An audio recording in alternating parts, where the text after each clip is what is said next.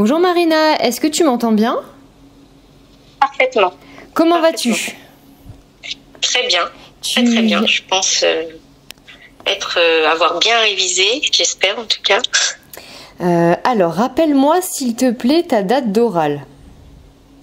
Alors, ma date d'oral, c'est lundi prochain. Voilà, à 14 h, oui, voilà, c'est bien ça, C'est super. Alors, est-ce que tu as pu déjà chronométrer ton oral? Oui, j'étais autour de 6 minutes. Donc, tu me confirmes bien que tu es donc en entretien individuel? Alors, par contre, c'est pas stipulé sur ma convocation. D'accord. Normalement, quand c'est pas stipulé, c'est entretien individuel. Mais est-ce que tu n'as aucun moyen de vérifier cela quand même? Sur le site, je peux toujours les appeler. Ouais, je préférerais. Alors, sur le site, il n'y a rien. J'ai déjà regardé, mais j'essaierai de les appeler du coup dans la journée pour me renseigner au cas où. Alors voilà, normalement, quand il n'y a rien écrit, c'est que c'est un entretien classique, mais je préfère quand même que tu vérifies pour ne pas avoir de surprise. Vaut mieux être mieux préparé que trop peu. Et acceptes-tu toujours que j'enregistre notre conversation pour la diffuser sur YouTube? Bien sûr, pas de souci. Très bien. Alors, je te remercie pour ça. Ça en aidera beaucoup. Alors, je vais te laisser faire ta présentation. Garde ton brouillon pour modifier éventuellement des passages de ton oral qui ne conviendraient pas. Si je te coupe pas, c'est que tout va bien. Et ensuite, on passera à la partie questions. D'accord, très bien. C'est parti, Marina. Nous t'écoutons. Alors, je m'appelle Marina Mortier, j'ai 40 ans. Je suis mariée et maman de 2 enfants, une fille de 13 ans et un garçon de 10 ans. Je vis actuellement sur la commune de Changy. Je suis diplômée du bac pro commerce depuis 2001. J'ai ensuite été conseillère de vente. Puis, de 2008 à 2023, j'ai occupé le poste de responsable d'une boutique de prêt-à-porter féminin sur Orléans, où je gérais les collections, le management et le développement de celle-ci. Après 22 ans de commerce, je me suis rendu compte que je n'étais plus du tout épanouie dans ce domaine. J'ai besoin aujourd'hui d'exercer une profession donnant du sens aux relations humaines, mais surtout dans des rapports éloignés de tout intérêt financier. Pourquoi j'ai choisi la formation d'auxiliaire de puériculture? J'ai d'abord découvert ce beau métier avec ma meilleure amie qui l'exerce actuellement. Quotidiennement, elle me racontait donc ses journées avec les avantages, les inconvénients de ce métier. J'ai continué donc du coup à susciter ma curiosité en sollicitant 2 autres auxiliaires de puériculture avec qui j'ai pu échanger lors de plusieurs entretiens et ainsi comprendre leur rôle au sein de leurs structures respectives. La visite de votre école lors des portes ouvertes et la participation à sa table ronde avec une formatrice, une infirmière puéricultrice et une auxiliaire puéricultrice apprenante m'ont permis d'affiner. Excuse-moi Marina, c'est pas auxiliaire de puéricultrice, mais auxiliaire de puériculture. Oui, en plus je sais, mais c'est que là je pense que oui, j'ai dit infirmière, oui. M'ont permis donc d'affiner et de valider ma reconversion professionnelle. Il est important pour moi de poursuivre donc ma carrière professionnelle en exerçant une profession donc plus humaine, dédiée à l'accompagnement de l'enfant, à son bien-être, à son éveil, en lui apportant donc les soins de nursing, en répondant également à ses besoins émotionnels et en participant à son développement psychomoteur. Alors là, quand tu dis soins de nursing, précise, cites-en au moins 2 qu'on puisse voir que tu sais de quoi tu parles. En fait, quand tu apportes une réponse, il faut que tu partes toujours en entonnoir, c'est-à-dire tu dis une réponse principale et puis tu descends pour affiner ce que tu es en train de dire. Donc là, le début de l'entonnoir, c'est soin de nursing et tu descends dans l'entonnoir pour affiner et préciser ce que tu veux dire. Et là, tu cites 2 soins plutôt spécifiques pour qu'on puisse vraiment voir à quel point tu connais sur le bout des doigts le rôle d'une auxiliaire. Donc je te laisse en choisir 2. Eh ben, en soins de nursing, ça peut être la prise de constante, par exemple.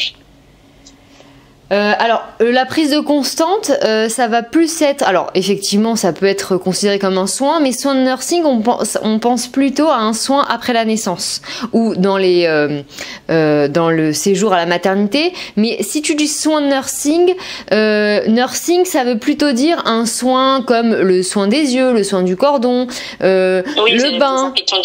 Voilà, c'est plutôt ça qu'on entend par soin de nursing. Par contre, bien évidemment que le rôle d'une auxiliaire de puériculture, ça peut être la prise de constante, mais là quand on dit nursing, c'est plus sur un soin qui est considéré comme un soin par rapport au change plutôt. Ok, d'accord, très bien. Ok. Alors, donc le milieu hospitalier m'intéresse, notamment le service pédiatrique. Même si après mon diplôme, je resterai ouverte aux différents lieux d'exercice.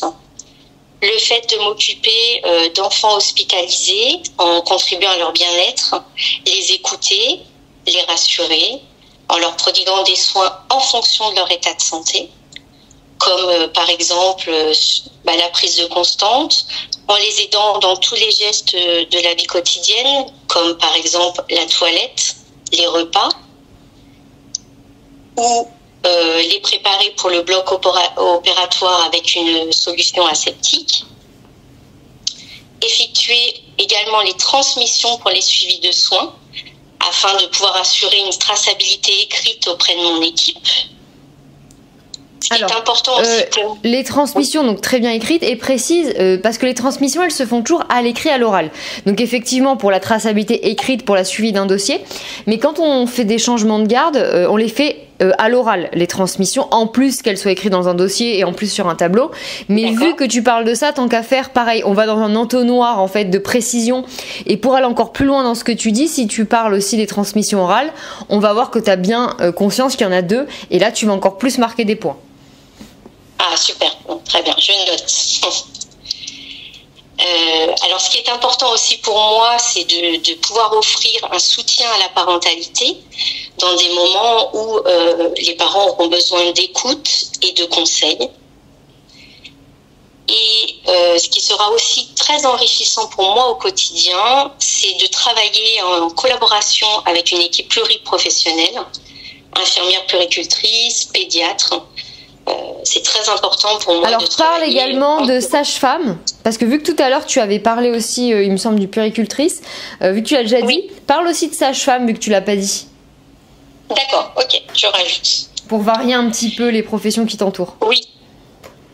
Alors, dans la vie de tous les jours, si je devais me décrire, je suis plutôt organisée, bienveillante, douce et à l'écoute. J'ai pu acquérir lors de mes différentes expériences professionnelles certaines compétences qui me seront très utiles dans le métier d'auxiliaire de puériculture, comme par exemple la capacité à travailler en équipe, la communication, la maîtrise du stress, la polyvalence, la rigueur et le sens de l'initiative. Sur le contenu de la formation, donc sa durée est de 12 mois, donc 44 semaines, donc 22 semaines de cours théoriques et 22 semaines de cours pratiques en milieu professionnel. Elle contient 5 blocs de compétences qui sont répartis en 10 modules.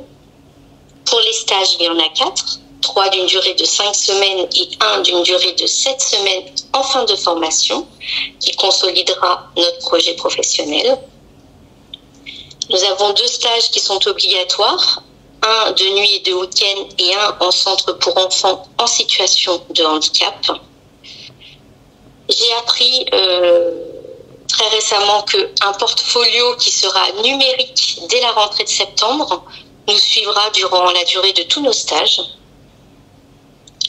De plus, depuis le nouveau décret du 23 juillet 2021, l'auxiliaire de puériculture pourra prendre en charge certains soins sous la responsabilité de l'infirmière, comme la pose de suppositoire, l'application de crème et de pommade, le recueil de glycémie par captation capillaire ou par lecture instantanée transdermique, la pose et le changement de masque pour l'aide à la respiration en situation stable, le montage et l'entretien du matériel et la réalisation d'aspiration endotrachéale sur orifice trachéal cicatrisé et non inflammatoire.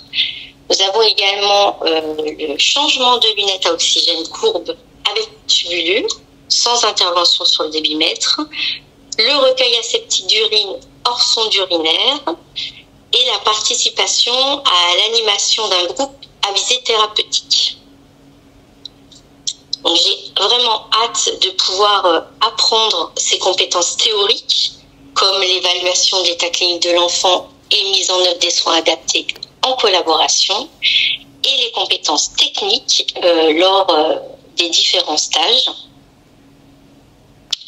Aujourd'hui, mon projet professionnel, il est construit et réfléchi. Je suis déterminée et motivée pour devenir une auxiliaire de puériculture compétente et professionnelle si vous me donnez l'opportunité d'intégrer votre école. Je vous remercie de m'avoir écouté. Très bien.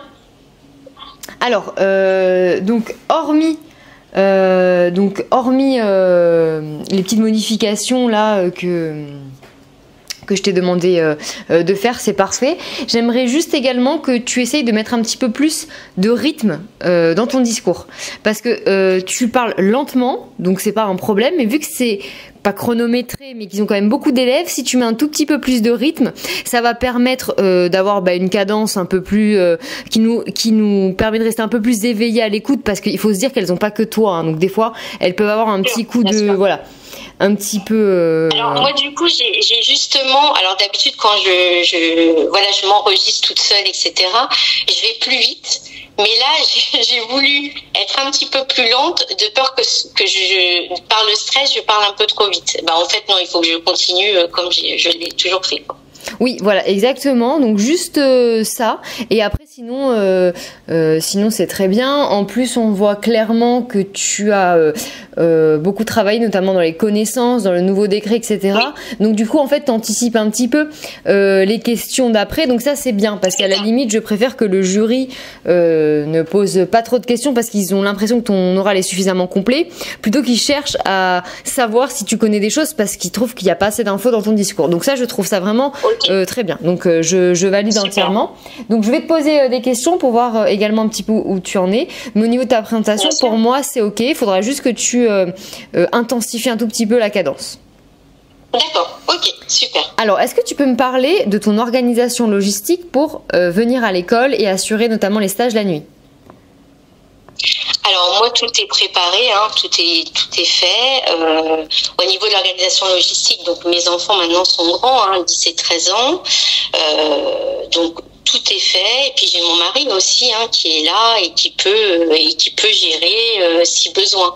Mais voilà, mes enfants seront collégiens tous les deux l'année prochaine et donc ils seront un peu plus autonomes. Donc il n'y a aucun problème, voilà. Pour avoir été dans le commerce pendant plus de 20 ans avec des horaires un peu parfois atypiques, voilà, il n'y a aucun problème. On a toujours fonctionné comme ça et ça marche très très bien. Très bien. Est-ce que tu peux me dire, par rapport au centre d'intérêt que tu as cité dans ton CV, quel est celui que tu pourras mettre en lien avec la profession une fois que tu seras en stage ou diplômé ? Alors, ça va être surtout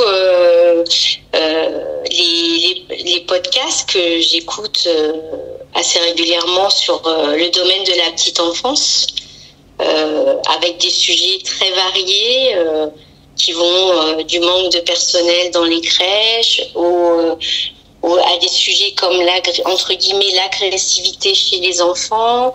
Voilà, c'est des choses qui m'apprendront encore pendant la formation et pendant que j'exercerai ce métier. Très bien. Est-ce que tu peux me donner 5 secteurs d'activité où peuvent travailler les auxiliaires ? Bien sûr. Alors, il y a la maternité, il y a la PMI, protection maternelle et infantile.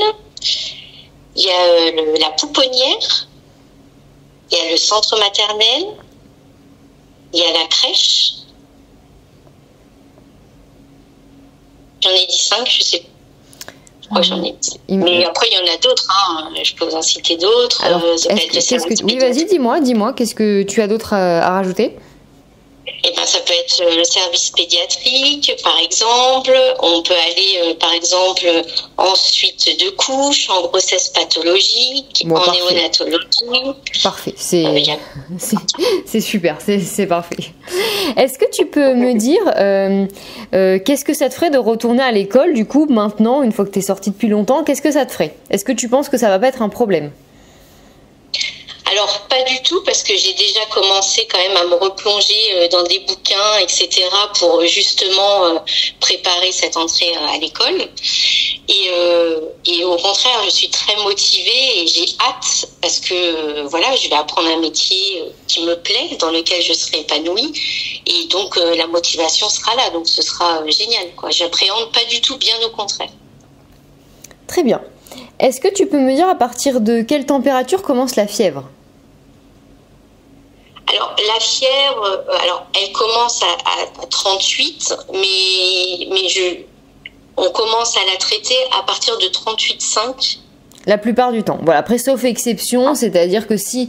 Alors, c'est sauf exception dans le sens où si un enfant à 38,5 et va bien, entre guillemets, supporte bien sa fièvre, on peut aussi attendre, mais c'est vrai que c'est la règle générale. Mais pareil, si tu précises, c'est encore mieux. En tout cas, c'était déjà très bien. Ta réponse, c'était déjà très bien. Est-ce que tu peux me dire comment tu réagis dans un groupe en cas de conflit?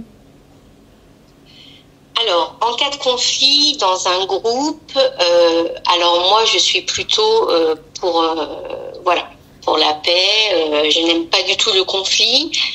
Je vais d'abord rester peut-être un peu à l'écart afin de voir d'analyser d'où provient ce conflit et puis je vais tout faire pour arranger et que les choses se passent bien et qu'on puisse, par exemple, si cela se passe à l'école en formation, qu'on puisse continuer avec une équipe soudée et pas avec des conflits tout au long de l'année, voilà, qui pourraient perturber notre année.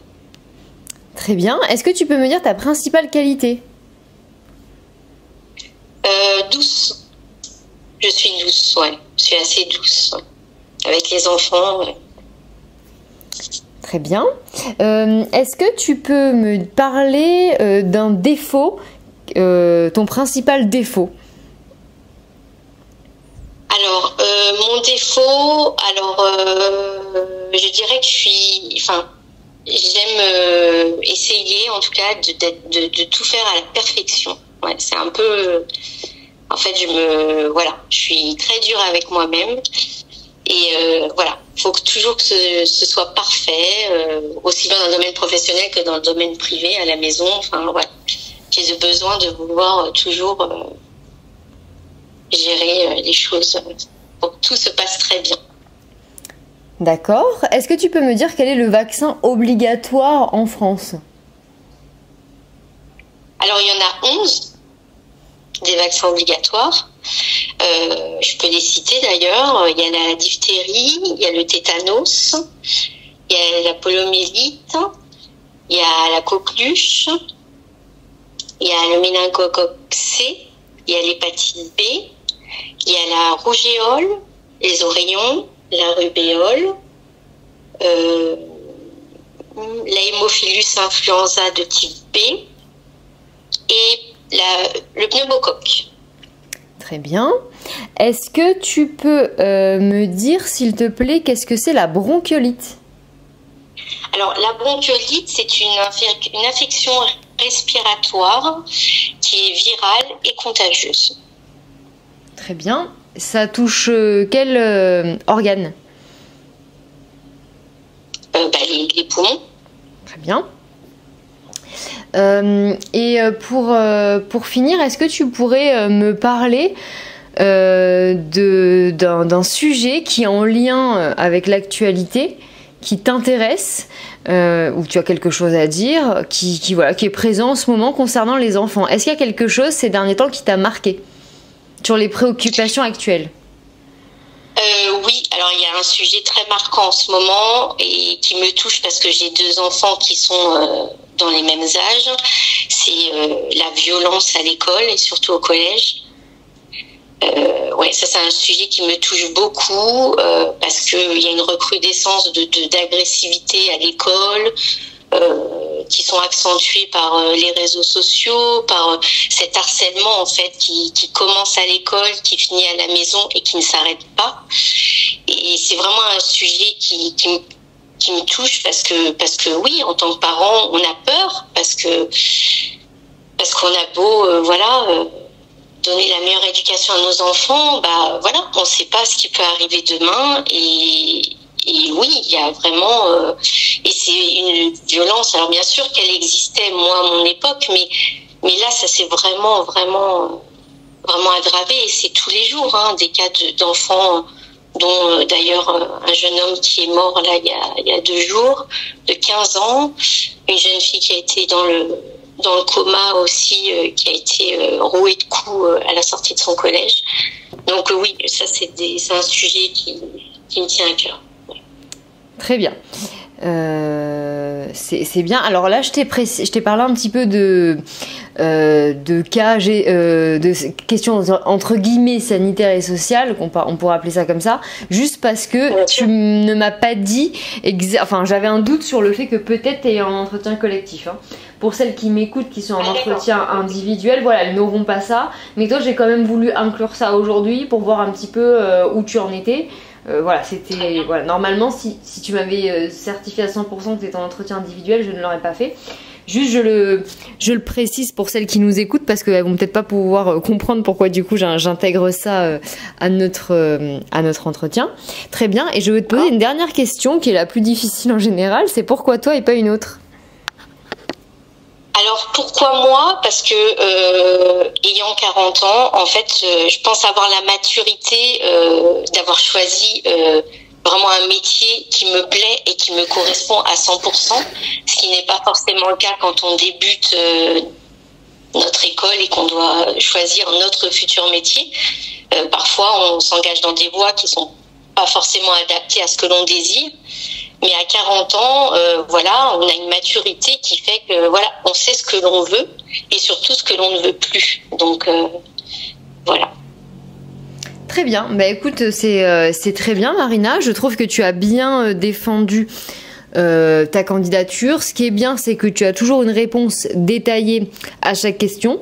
Donc ça, c'est agréable parce qu'on sent que tu te contentes pas juste de répondre pour te débarrasser de la question. Tu as quand même tendance à saisir la question et à vouloir apporter des précisions. Tu as de bonnes connaissances, notamment quand tu as cité tous les vaccins, par exemple. Je pense que peu d'élèves auraient réussi à faire ça. À la limite, moi, je te demandais juste de dire le DTP. Ça aurait été juste une question correcte. Mais vu que tu as vraiment précisé, là, du coup, t'es rentré dans l'entonnoir comme j'ai fait que te le dire depuis tout à l'heure. Et voilà ce que ça donne quand on rentre dans ce fameux entonnoir. Donc, je te félicite par rapport à ça parce que là, typiquement, t'aurais pu te démarquer sur ce type de questions.